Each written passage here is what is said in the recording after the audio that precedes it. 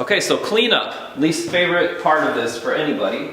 My least favorite part, just like yours. But what you want to do is you want to make sure that we get as much of our ink back into a container as possible. So if this is going to take you a while, don't be afraid to just spritz your screen a little bit. So, you know, just spritz it down so that you know that it's not going to dry out.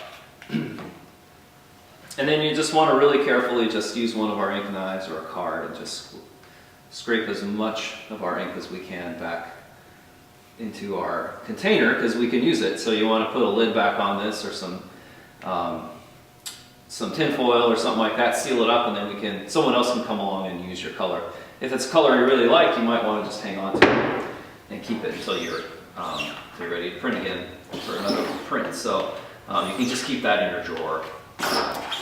Just label it clearly with your name and stash it someplace so that you have your ink kind of where you want it. So we're trying to get as much of this ink off of this screen as we can without throwing it out, without running it down the sink. So I like to use these cards just to scoop up some of this ink.